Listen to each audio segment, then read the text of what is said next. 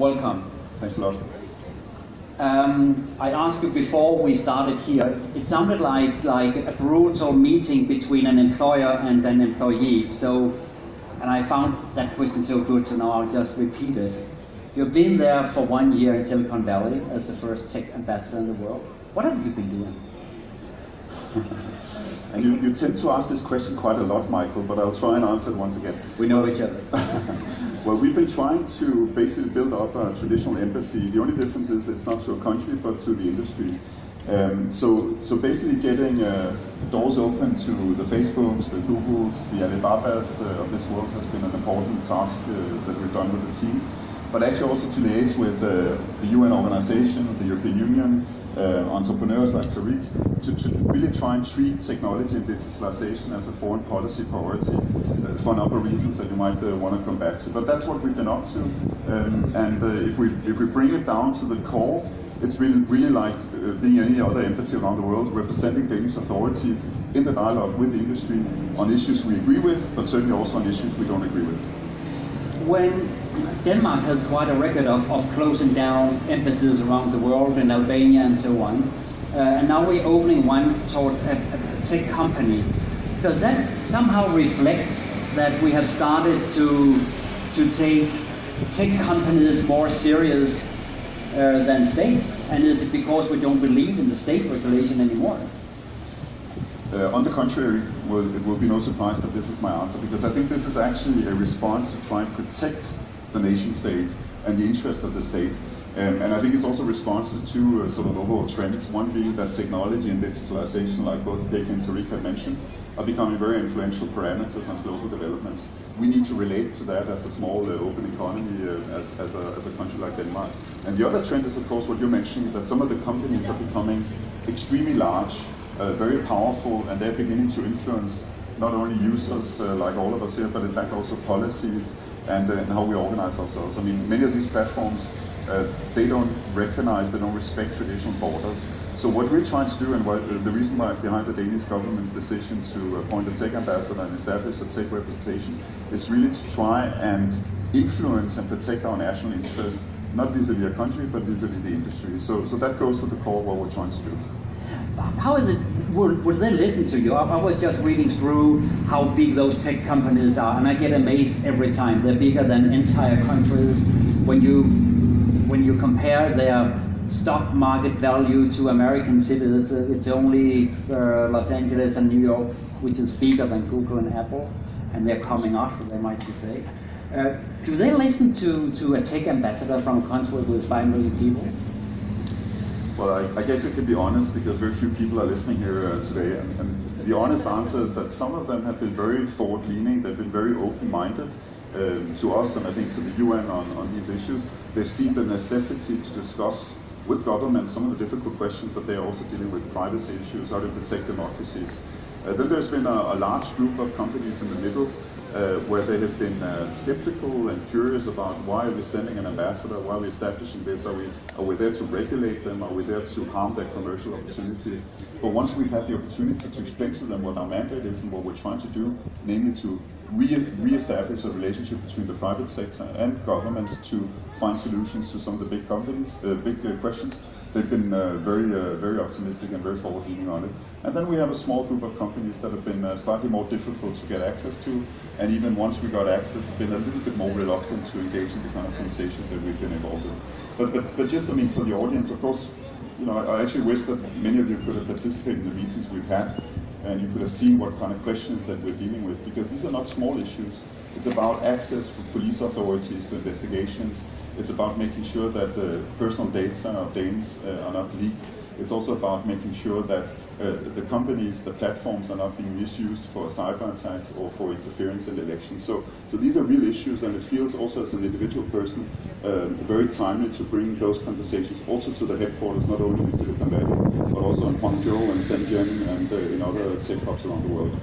And when we come back here next year, and you know my question for you would be, what have you been doing for the last year? What would you have hoped to obtained in 1 year? What would be the most important thing for you to get at? Well, I mean, I was lucky enough to sit with Peggy and Tariq in a full-day conference earlier today where we were discussing some of these big topics. And I think actually bringing that discussion to the international level is going to be incredibly important. We also hope that other countries, not only the UN family, but the European Union, other individual countries will do something similar as we are, because that is part of our KPIs, part of our success criteria, that we need more countries to bandwagon, because of course we are a very small country, and at the end of the day, we won't be able to influence the direction of the big technology companies. We need more countries around the table. But again, I think if we can have normalized the fact that Denmark now has an embassy to technology with a global mandate. This is not only to Silicon Valley, and that's also why part of my team is sitting in Copenhagen and also in Beijing. If we can normalize that so Danish authorities will use us exactly how they use any embassy around the world, that would be very successful, although it's not as sexy a reply that I know you were hoping for, Michael. I'll come back next year. But now you've been there for 1 year. What would be your best advice to Peggy, for example, when she's opening up her office in Silicon Valley? Well, we've been working extremely closely together with Peggy and also the former High Commissioner for Human Rights in actually trying to help them get on the ground for the exact same reason I mentioned before, because we think having more institutions, having more countries on the ground in Silicon Valley to have common discussions also with the Facebooks, the Googles, the Microsofts as well is going to be important. I think the advice, and we have spoken about this many times before, is that it's not necessarily easy, and it requires quite a lot of stamina and a lot of patience, and sometimes also a little bit of aggressiveness to get the dialogue going. But that's the goal of getting that going is outweighs actually the difficulties of making that happen. And again, I think it's also about changing the mindsets in the C-suite of the big companies, so they begin taking a societal responsibility which is proportional to the influence they exercise. Peggy, I would like to take the question about representing and be represented towards a private company, also to you, because Tariq mentioned before that some few years ago you considered the climate challenge the biggest one, but we never made an embassy ambassador to the oil companies or to any other polluting companies. What is your take on that? Don't we kind of undermine the statehood when we start to have direct representation towards private companies? Well, let's just to be clear, it's not towards the companies alone. We're working very much with universities and obviously with Denmark and others when we're there. But our job isn't to an abstract one. We're trying to change human rights. We're trying to make progress on human rights. And I came to this job from working at Human Rights Watch, and one of the lessons I learned there is that when Human Rights Watch did reports that had business as a target, we got results, because business actually is sometimes able to listen and pivot more quickly than governments. So if we sort of leave that part of the equation out and we only deal with governments and trying to make human rights change, we're not doing our job. We need to be talking to business.